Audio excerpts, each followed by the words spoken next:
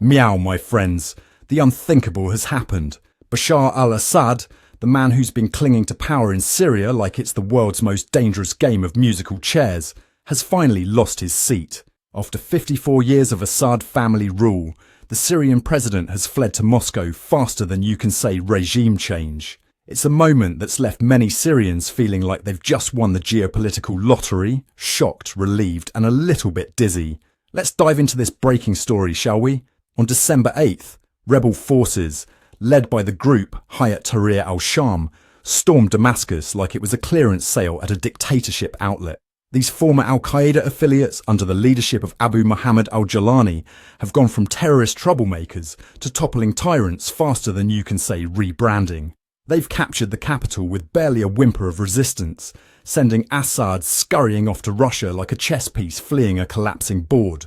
The scenes in Damascus are wilder than a mosh pit at a freedom concert. In Umayyad Square, thousands of Syrians are celebrating like it's 1999 BC, you know, before the Assads. They're chanting things like "Assad is gone, Homs is free," and "Long live Syria," "Down with Bashar al-Assad." It's a real people's chorus out there, with car horns blaring, celebratory gunfire piercing the air, and Assad's portraits being torn down faster than you can say personality cult. But let's not get too excited, my friends. This ain't Syria's first rodeo with regime change. Remember, Assad's dad, Hafez, clawed his way to power back in 1970. Since then, the Assad family's been running Syria like it's their personal fiefdom, leaving the country's economy about as healthy as a chain smoker on a fast food diet. Speaking of which, let's talk Turkey about Syria's economy, or should I say, let's talk scraps. After years of civil war, Syria's GDP has shrunk more than a wool sweater in hot water, contracting by about 60%. The Syrian pound has lost 80% of its value, making it about as useful as a chocolate teapot. Inflation? It's skyrocketed to over 500%. But hold on to your hats, because the new government is promising to implement a free market system. Basil Hamwi, head of the Damascus Chambers of Commerce, says it'll be based on competition. Well, blow me down. Looks like Syria might finally join the economic rat race. Meow, let's not forget the geopolitical earthquake this has caused. Russia and Iran, who've been backing Assad like he's their favourite proxy prom date, are suddenly finding themselves without a dance partner. For Iran, losing Assad is like losing the keystone in their Shia crescent arch. It's a real game changer for their regional influence. And Russia, well, they're probably feeling like they've just lost their favourite vacation spot in the Middle East. But what about the big man himself? Assad's fled to Moscow, where he's been granted asylum faster than you can say former dictator's retirement plan. It's a move that's raised more eyebrows than a Botox convention. The international community is already sharpening its legal pencils, with talks of war crimes trials and accountability. It's enough to make even the coolest customer break a sweat. US President Joe Biden called Assad's fall a moment of historic opportunity, while simultaneously trying not to look too pleased about Russia's sudden houseguest. Speaking of which, isn't it ironic that Assad's fleeing to the very country that's been propping him up?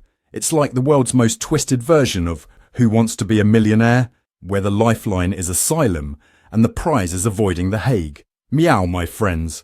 This story is developing faster than a conspiracy theory on social media. So, if you want to stay on top of all the latest developments, be sure to hit that subscribe button. Trust me, you don't want to miss a single twist of this unfolding drama. Let's not forget the humanitarian crisis this whole situation has created. Over 16 million Syrians are in need of aid, with about 1 million displaced just since late November. That's more people on the move than a rush hour in Tokyo. The need for shelter, food, and medical support is as pressing as a deadline on doomsday. And let's not forget the grim tally: 350,000 dead and 13 million displaced. It's a number that should make even the most hardened newsreader pause. But amidst all this chaos, there's a glimmer of hope brighter than a neon sign in a blackout. Mohammed Ghazi al-Jalali, Assad's former prime minister, is suddenly singing a different tune. He's calling for fresh elections, saying, "We are ready to cooperate with any leadership the people choose." It's a political pivot so sharp it could give you whiplash. As for the rebel forces, they've been advancing through Syria faster than a rumour through a high school. Homs fell on December 7th, and Aleppo wasn't far behind. They've captured the presidential palace and state television stations in a domino effect that's left Assad's regime looking about as stable as a Jenga tower in an earthquake. Now, let's talk about the technology that's shaped this conflict. Drone warfare has turned the battlefield into something out of a sci-fi novel, while social media has mobilized protests faster than you can say #revolution. It's like the 21st century decided to crash Syria's 20th century dictatorship party. Meanwhile, some European countries are suspending asylum applications for Syrians faster than you can say Brexit. It's a move that's about as popular as a porcupine in a balloon factory and raises some serious questions about international law and human rights. But here's the kicker.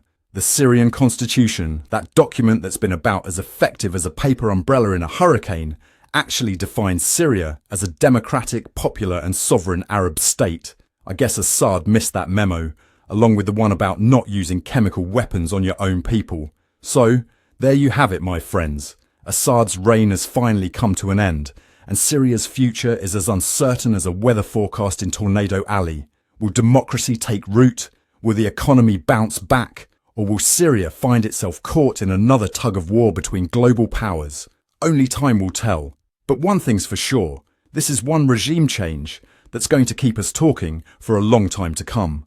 I'm Ron de Parmesan, and this has been another Newscat special report. Thank you for watching, and don't go far because another breaking story is right around the corner.